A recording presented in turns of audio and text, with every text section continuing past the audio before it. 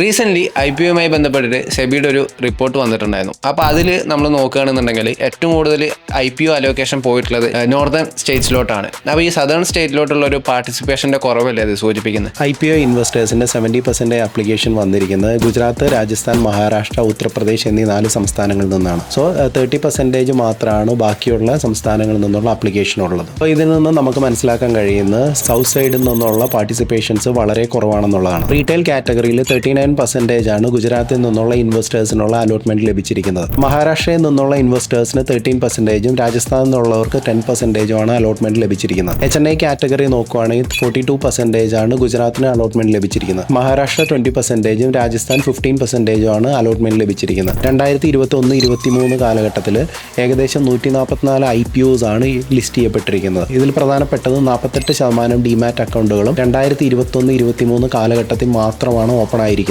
IPO list ചെയ്ത് റിട്ടേണിന്റെ 20% ആകുമ്പോൾ തന്നെ ഏകദേശം 67% ആൾക്ക് വിത്തിൻ 1 വീക്കിൽ തന്നെ അത് സെല് ചെയ്ത് തരണം. ഇൻ കേസ് ലോസ് ആണെങ്കിൽ 23% ആൾക്കാർ മാത്രമാണ് ഇതിനകത്ത് സെല് ചെയ്ത് നമ്മൾ എക്സിറ്റ് ആവുന്നത്. അതായത് IPO അപ്ലൈ ചെയ്യുന്നത് തന്നെ ലിസ്റ്റിംഗ് ഗെയിൻ കിട്ടാൻ വേണ്ടി മാത്രമാണെന്നാണ് ഈ ഒരു റിപ്പോർട്ട് സൂചിപ്പിക്കുന്നത്. അതെ.